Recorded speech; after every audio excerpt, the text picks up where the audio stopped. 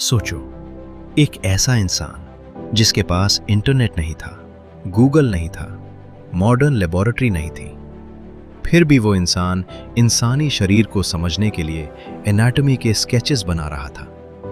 पक्षियों को देखकर सोच रहा था कि इंसान उड़ क्यों नहीं सकता।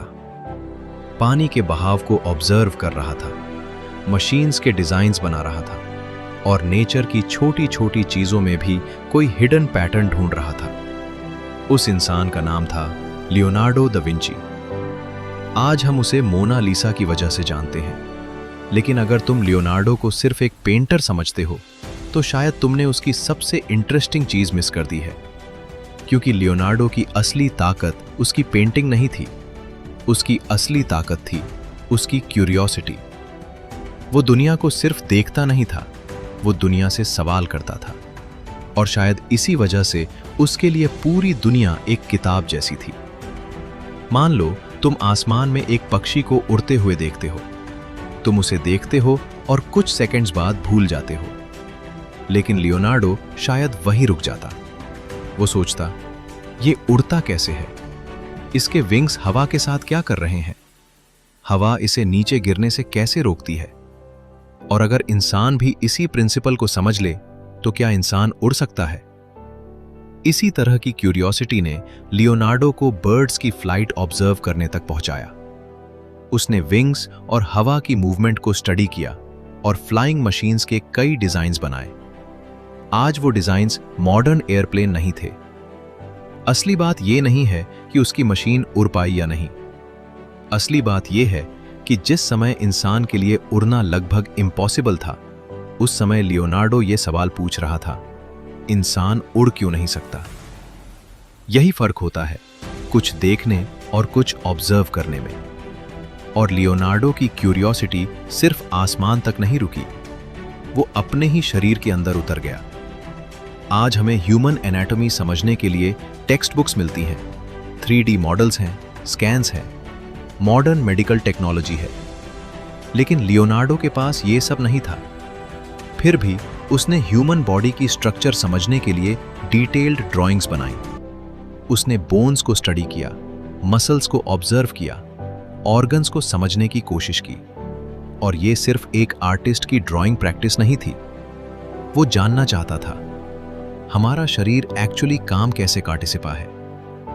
और यहां एक इंटरेस्टिंग चीज है, लियोनार्डो के लिए आर्ट और साइंस अलग अलग सब्जेक्ट्स नहीं थे। ह्यूमन बॉडी को समझने से उसकी ड्राइंग्स बेहतर होती थी, और ड्राइंग करते समय उसे ह्यूमन बॉडी के बारे में और कुछ नया समझ आता था।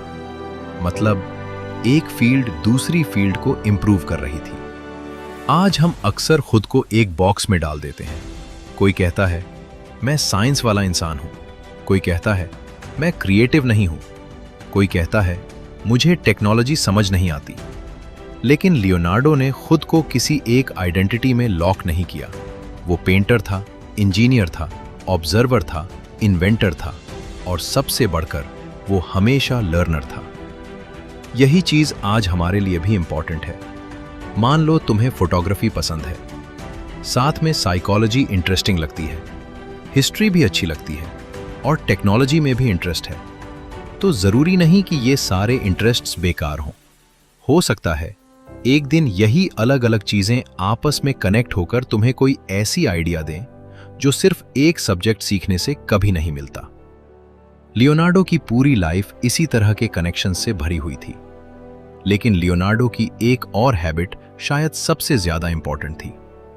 वो चीजों को सिर्फ ऑब्जर्व नहीं करता था, वो उन्हें रिकॉर्ड करता था।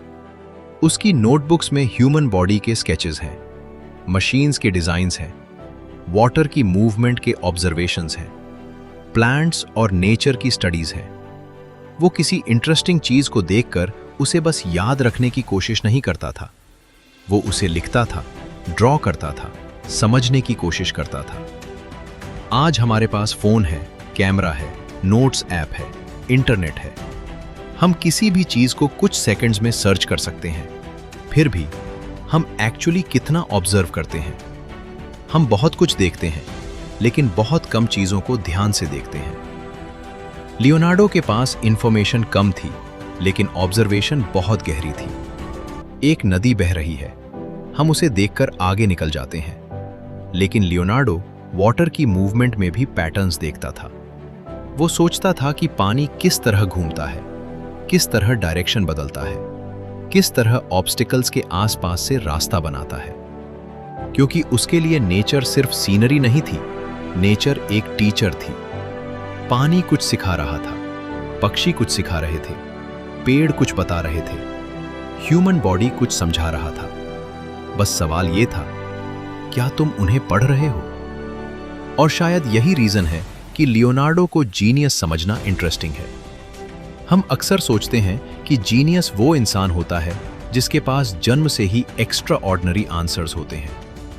लेकिन लियोनार्डो की नोटबुक्स कुछ और स्टोरी बताती हैं। उनमें क्वेश्चंस हैं, आइडियाज हैं, एक्सपेरिमेंट्स हैं, ऑब्जर्वेशंस हैं और अधूरे डिजाइन्स भी हैं। मतलब लियोनार्डो हर चीज का आंसर लेकर पैदा नहीं हुआ था, वो आंसर्स खोजता था, बार बार, सालों तक। और यही क्यूरियोसिटी का असली मतलब है।